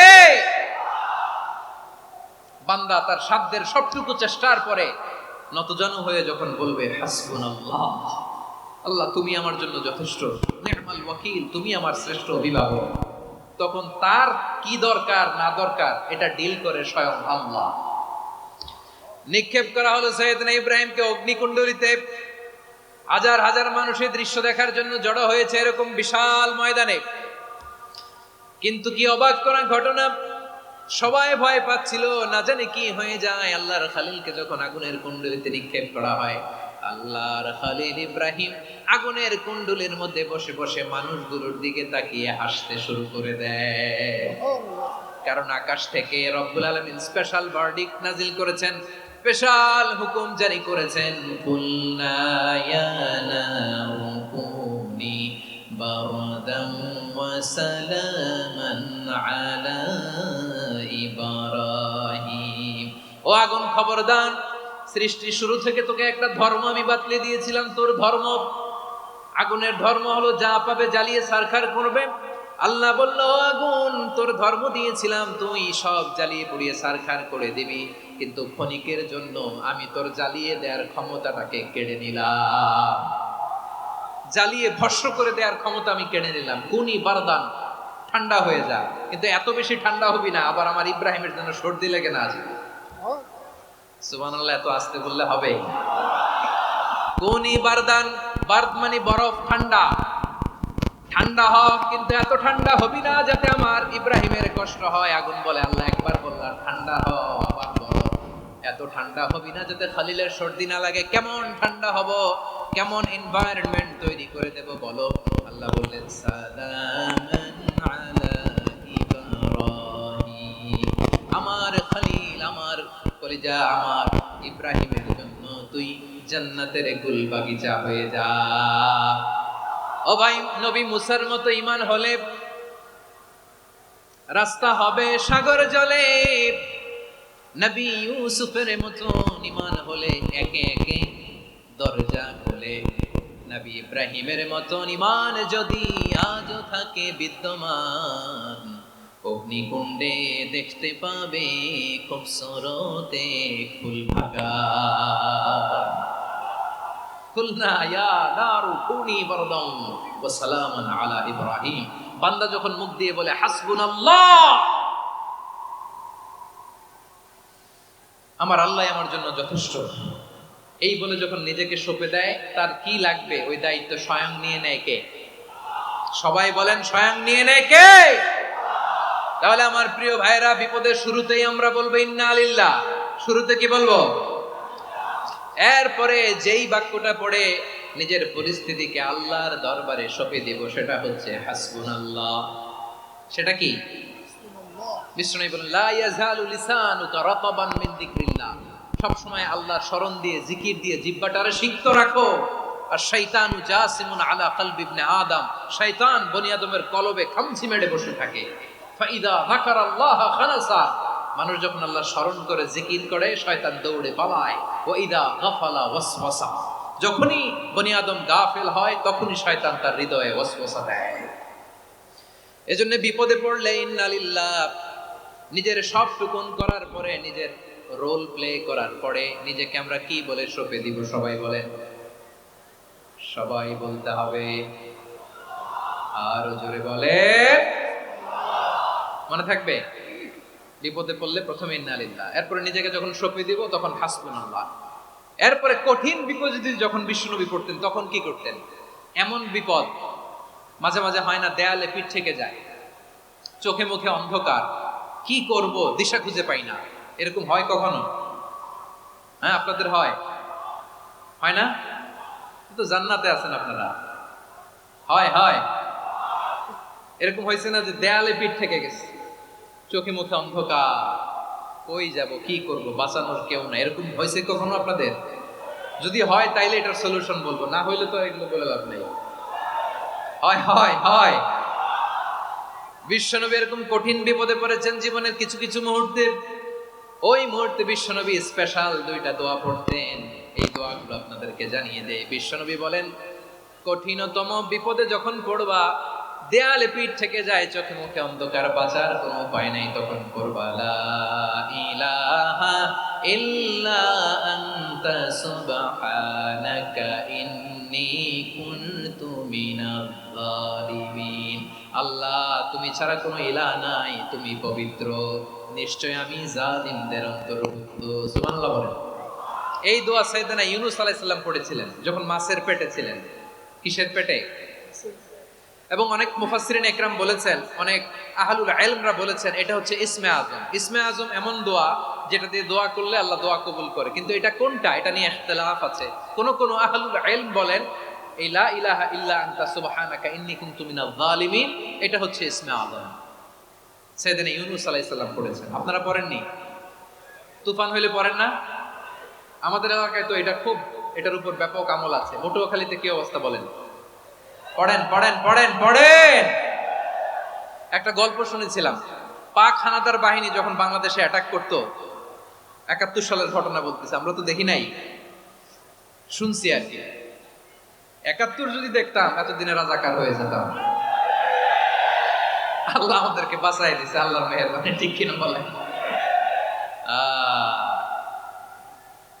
মন মতো হইলে মুক্তিযোদ্ধা, মন মতো না হইলে রাজাকার। কত কিছু দেখলাম এই শাহবাগের বুকে। আল্লাহ, ৭১ সালে দেখি নাই, আমরা শুনেছি পাক হানাদার বাহিনী জিজ্ঞেস করত মুসলিম না অমুসলিম চেক করার জন্য, বলতো কালেমা বল, কালেমা বাতাও। তো যারা কালেমা বলতে পারতো পাকিস্তানি বাহিনী নাকি ওদেরকে ছেড়ে দিত, শুনেছি। তো একজনকে, এক বাঙালিরে পেয়ে তার মাথার মধ্যে বন্দুকর নল ধরে বলতেছে কালেমা বল সালে, কালেমা বাতা, কালেমা বল। তো ভয়ের চোটে এই দোয়া পড়া শুরু করছে। ও পড়তেছে লা ইলাহা ইল্লা আনতা সুবহানাকা ইন্নী কুনতু মিনাজ জালিমিন। পাকিস্তানি বলে সালে ये तो मुसीबत का কালেমা है। বাঙালি কয় হাম তো ভি মুসিবত মে হ্যায়। পাকিস্তানি বলে বেটা কোন দোয়া বললি, এটা তো মুসিবতের কালেমা। কয় আমিও তো মুসিবতে আছি, আমার মাথার মধ্যে বন্দুক ধরে তুমি আমারে কালেমা জিজ্ঞেস করো, এখন কোনটা কালিমা আর কোনটা কি দোয়া, আমার হুঁশ আছে নাকি? প্রিয় ভাইরা, আসলে এটা দুআউল মুসিবা, বিপদে পড়লে এ দোয়া পড়তে হয়। লা ইলাহা ইল্লা আনতা সুবহানাকা ইন্নী কুনতু মিনাজ জালিমিন, এটা পড়বেন আপনারা। এই দোয়া পড়ে সাইয়েদনা ইউনূস আলাইহিস সালাম মাছের পেট থেকে রক্ষা পেয়েছিলেন। রক্ষা করেছিল কে? তুমি ইউনূস নবীরে যখন খাইলো মাছেতে গিলিয়া, ফেরেশতা পাঠাইয়া দিলে ইসমে আজম দিয়া। প্রাণে ছিল যাহার ভয় সেথা পাইল আশ্রয়, প্রাণে ছিল যাহার ভয় সেথা পাইল আশ্রয়। মাছের পেট হতে সে যে পেল পরিত্রাণ। আল্লাহু আল্লাহু তুমি জাল্লে জালালুহু, শেষ করা তো যায় না গে তোমার গুণগান। আল্লাহু আল্লাহু, সুবহানাল্লাহ পড়ে। লা ইলাহা ইল্লা আনতা সুবহানাকা ইন্নী কুনতু মিনাজ জালিমিন। বিশ্বনবী বললেন, দেয়ালে পিঠ থেকে গেলে চোখে মুখে অন্ধকার, বাঁচার কোনো উপায় নাই, তখন এই দোয়াটা পড়তে হবে। এই দোয়া পড়ে আল্লাহর কাছে ফরিয়াদ করলে বিপদ মুক্ত করবেন কে? কেন এই দোয়াটা আল্লাহর কাছে বড্ড প্রিয় জানেন আমার ভাইয়েরা? কারণ এই দোয়ার মধ্যে তিনটা জিনিস আছে। আমি যেরকম আঙ্গুল উঁচু করেছি এরকম করেন তো। তিনটা। কয়টা? তিনটা। এক নম্বরে হচ্ছে তাওহীদ, দুই নম্বরে তাসবিহ, তিন নম্বরে তাকরীর। আই রিপিট, আবারও বলছি, এক নম্বরে তাওহীদ, দুই নম্বরে তাসবিহ, তিন নম্বরে তাকরীর। এই দোয়াটা আল্লাহর কাছে এত পছন্দনীয় কারণ এই দোয়ার প্রথম অংশে আছে তাওহীদ, আল্লাহর একত্ববাদের ঘোষণা। লা ইলাহা ইল্লা আনতা, ও আল্লাহ আপনি ছাড়া কোনো ইলাহ নাই, উপাস্য নাই। এই কথা বললে আর আল্লাহ বড় খুশি হয়ে যায়। সুবহানাল্লাহ পড়েন। এই দোয়ার দ্বিতীয় অংশে আছে তাসবিহ, মানে আল্লাহর প্রশংসা, প্রশংসা সূচক বাণী। সুবহানাক সুবহানাক সুবহানাক, ও আল্লাহ আমি আপনার পবিত্রতা ঘোষণা করছি। সুবহানাক, এই কথা শুনলেও আল্লাহ খুশি হয়ে যায়। সুবহানাল্লাহ পড়েন। এই দোয়ার তৃতীয় অংশে আছে তাকরীর, তাকরীর মানে পাপের স্বীকৃতি। তাকরীর মানে কি? তাকরীর মানে পাপের স্বীকৃতি। এই দোয়ার তৃতীয় অংশে আছে ইন্নী কুনতু মিনাল যালিমিন, ও আল্লাহ আমি জালিমদের অন্তর্ভুক্ত। আল্লাহ আল্লাহ আমি জালেম, আল্লাহ আমি ভুল করেছি, অন্যায় করেছি, আল্লাহ আমি জালেমদের অন্তর্ভুক্ত। এই পাপের স্বীকৃতি, অ্যাকনলেজমেন্ট আল্লাহ বড্ড পছন্দ করেন। যখন আল্লাহর কাছে আপনি ছোট হবেন, ছোট হতে হতে যত ছোট হবেন ওই দৃশ্যটা দেখতে আল্লাহ বড্ড পছন্দ করে। সুবহানাল্লাহ বলে। তিন নম্বর অংশ ইন্নী কুনতু মিনাজ যালিমিন, আল্লাহ আমি জালেমদের অন্তর্ভুক্ত। সাইয়েদনা আদম আলাইহিস সালাম ভুল করে যখন নিষিদ্ধ গাছের ফুল খেয়ে ফেললেন, ফল খেয়ে ফেললেন, আল্লাহ বললেন আদম ক্ষমা পেতে চাইলে তুমি আর হাওয়া মিলে স্বীকৃতি দাও, পাপের স্বীকৃতি আর পড়ো। ও আল্লাহ আমি আদম আর হাওয়া জালামনা আনফুসানা, আমরা আমাদের নফসের উপর বড্ড জুলুম করেছি। আল্লাহ ওয়া ইল্লাম তাগফির লানা ওয়া তারহামনা, আপনি যদি ক্ষমা না করেন, আপনি যদি দয়া পরবশ না হন, আপনি যদি রহম না করেন, আমরা তো ক্ষতিগ্রস্তদের মধ্যে শামিল হয়ে যাব। এই দোয়া করার সাথে সাথে সাইয়েদনা আদম আর হাওয়া আলাইহিস সালামকে ক্ষমা করে দিলেন কে? তাহলে এই দোয়ার তিন নম্বর অংশ তাকরীর, এটা আল্লাহ বড্ড পছন্দ করে। আমার কলিজার টুকরা ভাইয়েরা, গুনাহ করে শিকার যেতে হবে, এটা আল্লাহ ভালোবাসেন। সাইয়েদনা আবু বকর রাদিয়াল্লাহু তাআলা আনহু বিষ্ণু ইসা ইসলামকে বললেন, ইয়া রাসূলুল্লাহ আল্লিমনি দুআআন আদউ বিহি ফি সালাতি, নবী হে আপনি আমার এমন একটা স্পেশাল দোয়া শিখায়া দেন যে দোয়াটা আমি নামাজে পড়ব। নবী বললেন, তাহলে তুমি পড়ো আল্লাহুম্মা ইন্নী যালামতু নাফসি যুলমান কাসীরান ওয়া লা ইয়াগফিরুদ যুনুবা ইল্লা আনতা ফাগফিরলি মাগফিরাতাম মিন ইনদিকা ওয়ারহামনি ইন্নাকা আনতাল গফুরুর রহিম। সুবহানাল্লাহ। সালাম ফিরানোর আগে পড়েন, কথা কয় না, পড়েন পড়েন। ও আবু বকর, নামাজে যদি দোয়া করতে মনে চায় এই দোয়াটা পড়বা, আল্লাহুম্মা ইন্নী যালামতু নাফসি, আল্লাহ জুলুম করেছি আমার নফসের উপর, যুলমান কাসীরা, অনেক জুলুম, ওয়া লা ইয়াগফিরুদ যুনুবা ইল্লা আনতা, আপনি ছাড়া এই জুনুব, এই পাপ ক্ষমা করার দ্বিতীয় কোনো রব নাই। আছে? আল্লাহ ছাড়া আমাদের গুনাহ আর কে কে ক্ষমা করতে পারে বলেন তো? কে পারে? কে? এজন্য আল্লাহরে বলবেন, আল্লাহ আমি ছাড়া তোমার গোলামের অভাব নাই। ও আমার রব, আমি ছাড়া এই জমিনের বুকে তোমার গোলামের অভাব নাই, কিন্তু তুমি ছাড়া তো আমার দ্বিতীয় কোনো রব নাই। পারবেন বলতে? পারবেন? চোখের পানি ছেড়ে আল্লাহরে বলবেন, আল্লাহ তুমি আমার রব, তুমি আমার সব। কি বলবেন? আল্লাহ আমারে রব। সবাই বলুন, আল্লাহ আমারে রব, দমে দমে তনু মনে তারি অনুভব, আল্লাহ আমারে রব। আল্লাহরে বলেন, আল্লাহ তুমি আমার রব, তুমি আমার সব। আল্লাহ আমি ছাড়া এই জমিনে তোমার গোলামের অভাব নাই, তুমি ছাড়া আমার দ্বিতীয় কোনো রব নাই। এ কথা বলে চোখের পানি ছেড়ে আল্লাহরে স্বীকৃতি দেন, আল্লাহ আমি পাপী, আল্লাহ জামিনে আমার চেয়ে বড় পাপী আর কেউ নাই। ওযু করে সিজদায় লুটিয়ে পড়ে চোখের পানি ছেড়ে আল্লাহরে পাপের স্বীকৃতি দেন, আল্লাহ এমন কোন জুলুম নাই, গুনাহ নাই আমি করি নাই, সগীরা কবিরা, জেনে না জেনে, ইচ্ছায় অনিচ্ছায়, শিরকি বেদাতি সব গুনাহ করেছি। আল্লাহ আকাশের নিচে জমিনের উপরে আমার চেয়ে বড় গুনাহগার আর কেউ নাই। চোখের পানি ছেড়ে আল্লাহরে বলেন, আল্লাহ আমি ছাড়া তোমার গোলামের অভাব নাই, তুমি ছাড়া আমার দ্বিতীয় কোনো রব নাই, তুমি ছাড়া তো কেউ আমার গুনাহ ক্ষমা করার নাই, তুমি আমার রব, তুমি আমার সব। বলতে পারবেন? এই তাকরীর আমার পটুয়াখালীর ভাইয়া, এই স্বীকৃতিটা দেখতে আল্লাহ বড্ড ভালোবাসে। কারণ আমরা সবাই গুনাহগার, আমরা সবাই কি? বিশ্বনবী বলেন কুল্লুকুম খাত্তাউন, বানি আদম তোমরা সবাই পাপী। সবাই কি? সবাই পাপী। আমরা সবাই পাপী, আপন পাপের বাটখারা দিয়ে অন্যের পাপ মাপি। আমরা যে পাপী এটা ভাবতে মনে চায় না কারণ, খালি অন্যের পাপ দেখি আমরা, এটা ভুল। ওর এই পাপ, ও পাপী, ও জালেম, ও জাহান্নামী, এরকম একটা টেন্ডেন্সি। আমার যে কি হালাত এটার খেয়াল নাই। খেয়াল করতে হবে যে আমি সবচেয়ে বড় পাপী, ঠিক কিনা বলেন? পাপ করি নাই এমন কেউ আছি? হ্যাঁ আছি। কেউ না জানলেও জানে কি আমার পাপের ঘটনা? পৃথিবী না জানুক আমি তো জানি, আমি কি পাপ করেছি হায়। ও আমার কলিজার টুকরা ভাইরা, মাথাটাকে নিচু করে জীবনের সব গুনার ফিরিস্তিগুলো একটা একটা করে স্বীকার করে আল্লাহরে বলেন, আল্লাহ আমি পাপী। আল্লাহ আমার যে বড় পাপী এই দুনিয়াতে কেউ নাই। আকাশের নিচে জমিনের উপরে আমার যে বড় পাপী কেউ নাই। একটা একটা করে আল্লাহ স্বীকার করি আমি পাপী, সব পাপের স্বীকৃতি দিলাম। পৃথিবী না জানুক আমি তো জানি, আমি কি পাপ করেছি হায়। আমার পাপের করলে বিচার, বাঁচার আমার নাই উপায়। দয়াময় তুমি মাফ করো আমায়, মাফ করো আমায়। আল্লাহ তাআলা যদি দয়া করে আমাদেরকে মাফ না করে, আমাদের বাঁচার কোনো উপায় নাই। আপনি কি ভেবেছেন আপনার নামাজ দিয়ে আপনি জান্নাতে যাবেন? আপনি তাহাজ্জুদ গুজার, সেজদা দিতে দিতে কপালে দাগ ফেলেছেন, এটা আপনারা জান্নাতে নেবে না। আপনি এলাকার সবচেয়ে বড় হাতেম তাই দানশীল, এই দানের ভরসায় বসে আছেন, কশিন কালো না।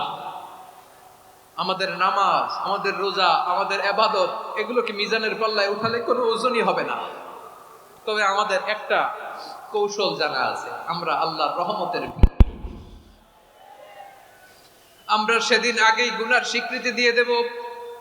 আমরা বলবো আল্লাহ তুমি প্রশ্ন করার আগে তোমার একটা কথা বলি, আমারে কিছু জিজ্ঞেস করো না, আমি সব করেছি। এমন কোন পাপ নাই যে পাপ আমারে দিয়ে হয় নাই। তোমার রহমত দিয়ে তুমি জান্নাতে পাঠাবা, তোমার দয়ায় জান্নাতে যেতে চাই, আমল দিয়ে না। পারবেন বলতে? কিয়ামতের দিন আমরা বলবো আল্লাহ আমার আমল দিয়ে জান্নাত চাই না, আমি তোমার দয়া দিয়ে জান্নাত চাই। তোমার দয়া ছাড়া আমার কোনো উপায় নাই। কারণ আল্লাহ যদি বিচার করে বাঁচার কারো উপায় নাই। আল্লাহ যদি বলে ফেলেন তুই এটা করলি কেন, ওখানে গেলি কেন, কোরআনে 1000 বার নিষেধ করলাম তারপরেও এই পাপে জড়ালি কেন, এরকম প্রশ্ন ছুড়ে দিলে আমার উত্তর আছে? বাঁচার কোনো উপায় আছে?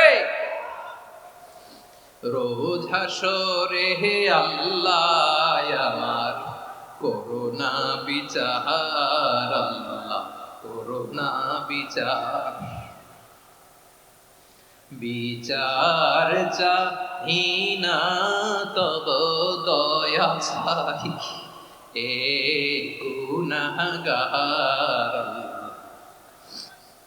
করুণা বিচার। আপনার আমল দিয়ে জান্নাতে যাবেন? কি দিয়ে যাবেন? আল্লাহর দয়া দিয়ে। আল্লাহর রহম আর দয়া ছাড়া কেউ জান্নাতের চেহারাও দেখতে পাবে না।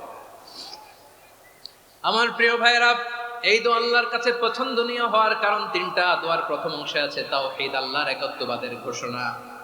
এই দোয়ার দ্বিতীয় অংশ আছে তাসবিহ, আল্লাহর প্রশংসা সূচক বাণী। এই দোয়ার 3 নাম্বার অংশ পাপের স্বীকৃতি। তাহলে আমরা সবাই গুনাহগার, আমরা আল্লাহর কাছে পাপের স্বীকৃতি দিয়ে বলবো ও আল্লাহ ইন্নী কুনতু মিনাজ জালিমিন, আমরা জুলুম করেছি, পাপ করেছি, অন্যায় করেছি, আল্লাহ বুঝতে পারি নাই, শয়তানের ওয়াসওয়াসায় পড়ে, বন্ধুর পাল্লায় পড়ে, নফসের খায়েশ মিটাতে যে আল্লাহ করে ফেলেছি। তুমি গুনাহ না মাফ না করলে আমাদের গুনাহ মাফ করার দ্বিতীয় কেউ নাই, ঠিক কিনা বলেন? এভাবে অনুতপ্ত হয়ে যদি আল্লাহর কাছে দোয়া করেন, দেয়ালে পিঠ থেকে গেছে, কোনো রাস্তা নাই বের হওয়ার, ওই মুহূর্তেও আপনাকে বিপদ থেকে উদ্ধার করবে কে? বিশ্বনবী চরম বিপদে পড়লে দুটা দোয়া পড়তেন। প্রথম হলো এটা, লা ইলাহা ইল্লা আনতা সুবহানাকা ইন্নী কুনতু মিনাজ জালিমিন। এই দোয়াটা আমরা বেশি বেশি পড়ব প্রিয় ভাইরা, রাজি আছেন? সবাই আওয়াজ করে পড়ুন ইনশাআল্লাহ। আমার প্রিয় ভাইয়েরা, বিপদে পড়লে বিশ্বনবী আরো একটা দোয়া পড়তেন, লা ইলাহা ইল্লাল্লাহুল আযীমুল হালিম, লা ইলাহা ইল্লাল্লাহু রাব্বুল আরশিল আযীম, লা ইলাহা ইল্লাল্লাহু রাব্বুস সামাওয়াতি ওয়াল আরদি ওয়া রাব্বুল আরশিল কারীম। এই যে বললাম, রেকর্ড হয়ে গেছে, এখন তো আর ইনস্ট্যান্ট মুখস্থ না হলো, পরে মুখস্থ করে নেবেন। আল্লাহ ছাড়া কোনো উপাস্য নাই, তিনি সুমহান, মহা সহিষ্ণু। আল্লাহ ছাড়া কোনো উপাস্য নাই, তিনি সুমহান, আরশের অধিপতি। আল্লাহ ছাড়া কোনো উপাস্য নাই, তিনি আকাশের মালিক, জমিনের মালিক, তিনি সুবিশাল আরশের অধিপতি। সুবহানাল্লাহ পড়েন। এই দোয়াটা কেউ যদি পড়ে যদি এর ওসিলা করে দোয়া করে, তাকে বিপদ থেকে মুক্তি দেয় কে? মনে থাকবে আপনাদের? তাহলে বিপদের প্রথম ধাক্কায় কি যেন পড়তে হয়? ইন্না লিল্লাহ। তারপরে কি বলে আল্লাহর কাছে নিজেকে সঁপে দিতে হয়? দেয়ালে পিঠ থেকে গেলে লা ইলাহা ইল্লা আনতা সুবহানাকা ইন্নী কুনতু মিনাজ জালিমিন। দুই নাম্বার হচ্ছে লা ইলাহা ইল্লাল্লাহুল আযীমুল হালিম, লা ইলাহা ইল্লাল্লাহু রাব্বুল আরশিল আযীম, লা ইলাহা ইল্লাল্লাহু রাব্বুস সামাওয়াতি ওয়াল আরদি ওয়া রাব্বুল আরশিল কারীম। মনে থাকবে? ইনশাআল্লাহ বলেন সবাই, আওয়াজ করে সবাই ইনশাআল্লাহ। অনেক সময় এমন হয়, হঠাৎ বিপদের সম্মুখীন হয়ে আমরা রেডি হয়ে বের হয়েছে অফিসে, হঠাৎ অ্যাক্সিডেন্টে পড়ে যাই, হঠাৎ পেটের ব্যথায় অজ্ঞান, এরকম হয় না? আপনাদের হয় না? বিষ্ণু ইসলাম বলেন, আকস্মিক দুর্ঘটনার বিপদ থেকে যদি কেউ বাঁচতে চায়, সকাল সন্ধ্যা যেন প্রত্যেকে এই দোয়াটা পড়ে। সকালে যদি 3 বার পড়ে, সন্ধ্যা পর্যন্ত হঠাৎ হঠাৎ বিপদ থেকে সে রক্ষা পাবে। To be protected from sudden calamity, sudden disaster, sudden calamity, হঠাৎ বিপদ, হঠাৎ ভয়ঙ্কর কোন আকস্মিক বিপদ থেকে আল্লাহ বাঁচায় দিবে। সকালে পড়লে সন্ধ্যা পর্যন্ত প্রোটেক্টেড, সন্ধ্যাবেলায় যদি 3 বার পরে সকাল পর্যন্ত প্রোটেক্টেড। সুবহানাল্লাহ পড়েন। দোয়াটা কি? দোয়াটা হচ্ছে বিসমিল্লাহিল্লাযী লা ইয়াদুররু মা'a ইসমিহি শাইউন ফিল আরদি ওয়ালা ফিস সামাই ওয়া হুয়াস সামিউল আলীম। ছোট না? অনেক ছোট, মুখস্থ করবেন। আচ্ছা, এবার আমাদের জীবনে দুশ্চিন্তা আছে না নাই বলেন? Tension, hyper tension, anxiety, depression, চিন্তা, টেনশন নাই এরকম কে কে আছে দেখি? হাত তোলেন। ওই যে হাত তুলছে এক আল্লাহর ওলি, ওই যে। টেনশন নাই তোমার? মাশাআল্লাহ। ও না বুঝে তুলছে, ঝোঁকের চোটে, জোশের ঠেলায় ধাক্কায় তুলে ফেলছে। সবার জীবনে টেনশন আছে না নাই? এই দুশ্চিন্তা, পেরেশানি, মারাত্মক পেরেশানি থেকে মুক্তি পাওয়ার জন্য বিষ্ণু ইসলাম দুটো দোয়া পড়তেন। কয়টা? অনেকগুলো পড়তেন। স্পেশাল দুটো দোয়া আজকে আপনাদের শিখায় যাব, শুনবেন না? কষ্ট হচ্ছে?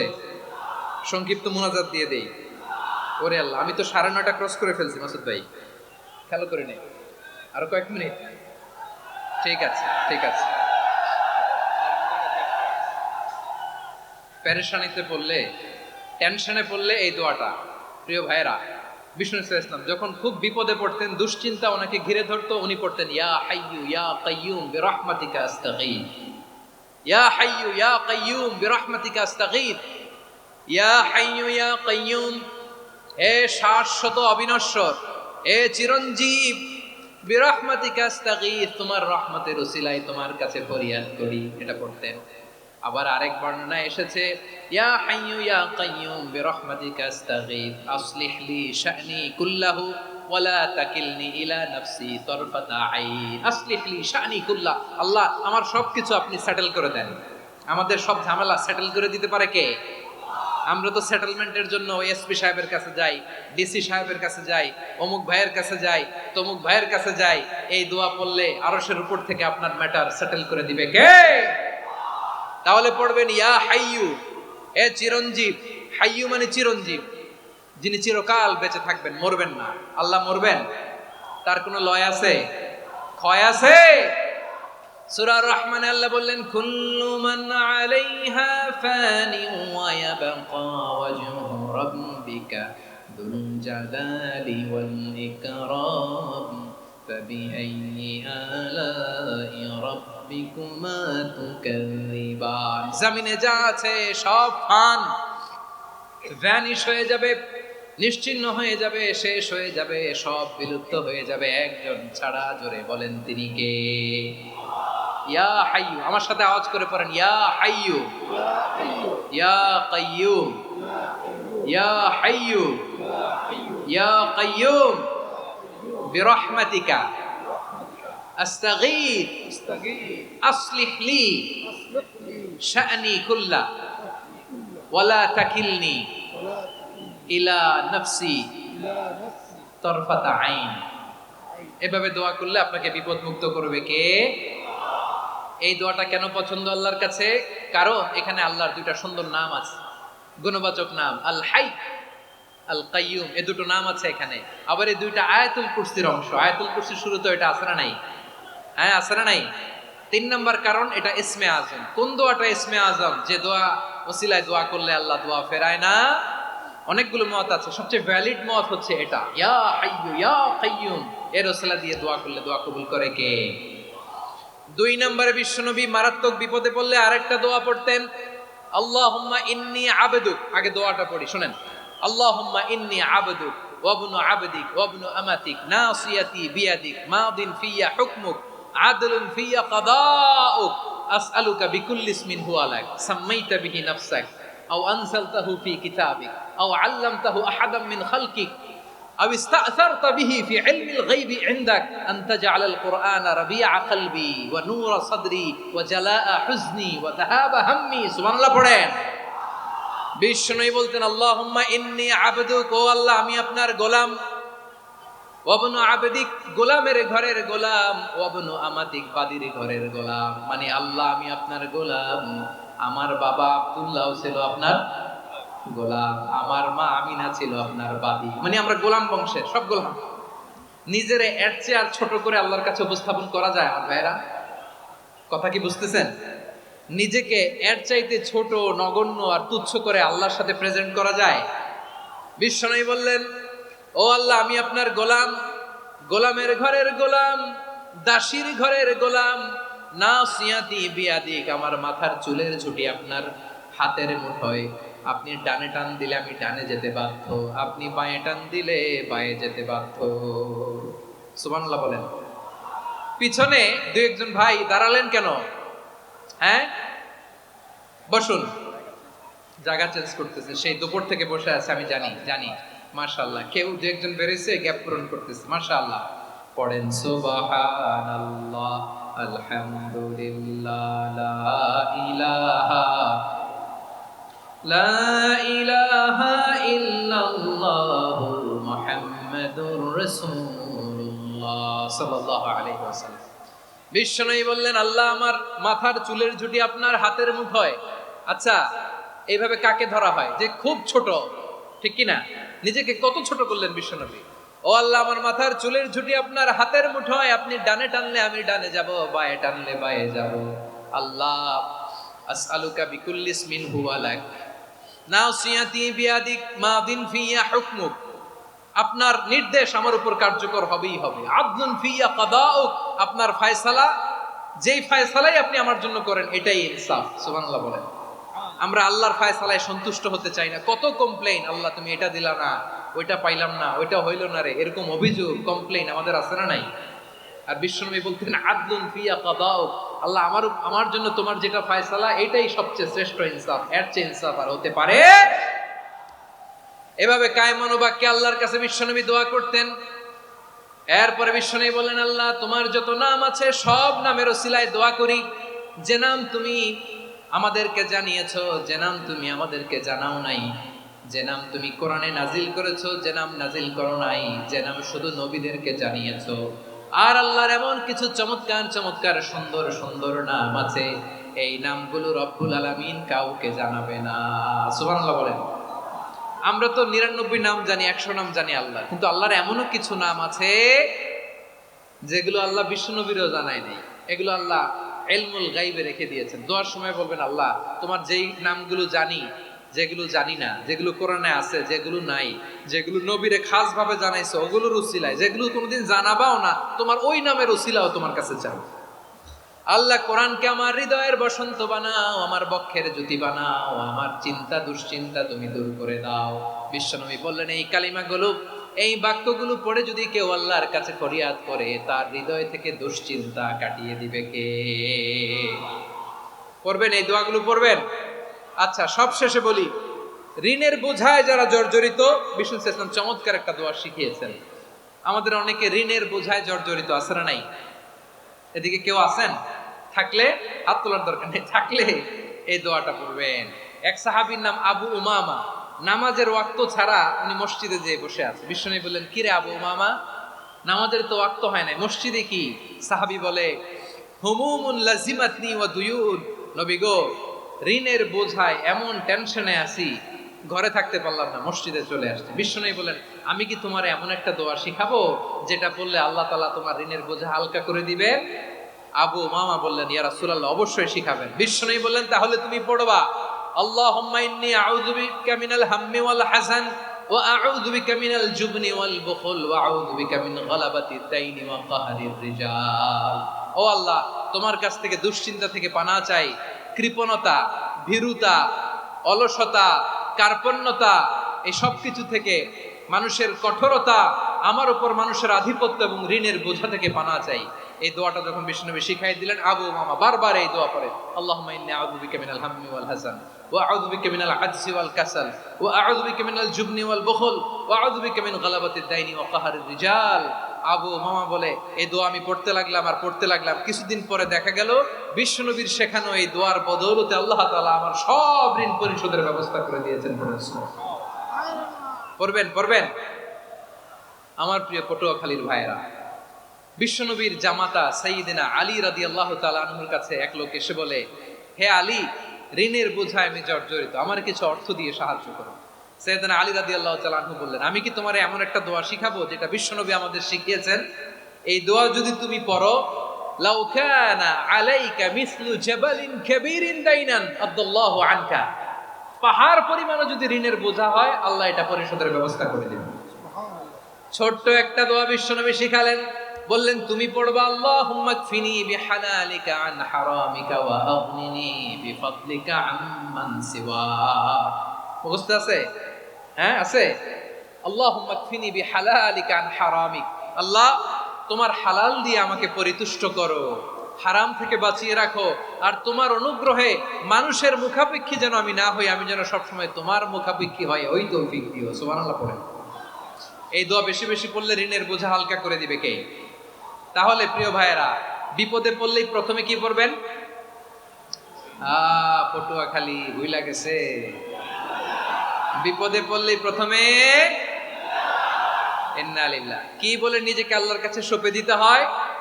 হাসবুনাল্লাহ। চরম বিপদে দেয়ালে পিঠ থেকে গেছে, তখন লা ইলাহা ইল্লা আনতা সুবহানাকা ইন্নী কুনতু মিনাজ জালিমিন। এরপরে লা ইলাহা ইল্লাল্লাহুল আযীমুল হালিম, এই দোয়া। আকস্মিক বিপদ, হঠাৎ যেন কোনো বিপদ আমাকে পেয়ে না বসে, এটার জন্য বিসমিল্লাহিল্লাযী লা ইয়াদুররু মা ইসমিহি শাইউন ফিল আরদি ওয়ালা ফিস সামাই ওয়া হুয়াস সামিউল আলিম। সকালে 3 বার, রাতে 3 বার। আর মারাত্মক tension, hyper tension, anxiety, depression থেকে বাঁচার জন্য 2 দোয়া, ইয়া হাইয়্যু ইয়া কাইয়্যুম, ইয়া হাইয়্যু ইয়া কাইয়্যুম, মনে থাকবে? আর আল্লাহুম্মা ইন্নী আবদু, এই দোয়া। ঋণ থেকে বাঁচার জন্য 2 দোয়া, আল্লাহুম্মা ইন্নী আউযু বিকা মিনাল হাম্মি ওয়াল হাযান, এটা। আর আল্লাহুম্মা কফিনি বিহালালিকা আন হারামিকা ওয়া আগনিনি বিফাদলিকা আম্মান সিওয়াক। আর সব সময় পড়ার জন্য একটা আমল দিয়ে যাই, উঠতে বসতে, অফিসে যাচ্ছেন, অফিস থেকে ফিরতেছেন, বসে আছেন, শুয়ে আছেন, ছোট্ট এক শব্দে আমরা যেন বেশি বেশি পড়ি, আস্তাগফিরুল্লাহ। আওয়াজ করে আমার সাথে পড়ুন, আস্তাগফিরুল্লাহ। আবার পড়ুন, আস্তাগফিরুল্লাহ। আল্লাহ রাসূল সাল্লাল্লাহু আলাইহি ওয়াসাল্লাম বলেন, মান লাজিমাল ইস্তিগফার, যে সব সময় এরকম ইস্তিগফারের সাথে লেগে থাকে, জাআলাল্লাহু লাহু মিন কুল্লি দীকিন মাখরাজা, আল্লাহ তাআলা তাকে কোনো বিপদে আটকান না, সে জীবনে আটকাবে না। যে কোনো বিপদে আল্লাহ তার রাস্তা বের করে দেবে, way out, you will get a way out and solution. সুবহানাল্লাহ। অমিন কুল্লি হাম্মিন ফারাজা, দুশ্চিন্তা মুক্ত হবে। ওয়ারযুকহু মিন হাইসু লা ইয়াহতাসিব, এমন জায়গা থেকে আল্লাহ রিজিকের বন্দোবস্ত করবে যেটা সে কল্পনাও করে নাই। আওয়াজ করে পড়েন সুবহানাল্লাহ। তাহলে মনে থাকবে আস্তাগফিরুল্লাহর কথা। সব শেষ কথা বলবো, সব শেষ আমার প্রিয় ভাইয়েরা। এটা গেল নিজের বিপদ। কিসের বিপদ? নিজে যদি বিপদে পড়েন। অন্যের বিপদ যদি দেখেন, এটার জন্য একটা দোয়া আছে। অনেক সময় আমরা দেখি হাসপাতালে ক্যান্সারের 3rd স্টেজে চলে গেছে, লোকটা হ্যাংলা হয়ে চিকন হয়ে হায়রে কি কষ্ট পায়, দেখি না? বিষ্ণু বলে একটা দোয়া যদি কেউ অন্যের কোনো বিপদ দেখে পড়ে, ওই বিপদ তার জীবনে কখনো আসবে না। শুনবেন? শোনার আগ্রহ আছে? অনেক সময় হয় যে আমরা মহাসড়ক দিয়ে যখন চড়ি, দুর্ঘটনায়, আইরে আল্লাহ, দুর্ঘটনায় মানুষের মাথা একদিকে, দেহ আরেকদিকে, ব্লিডিং, এরকম হয় না?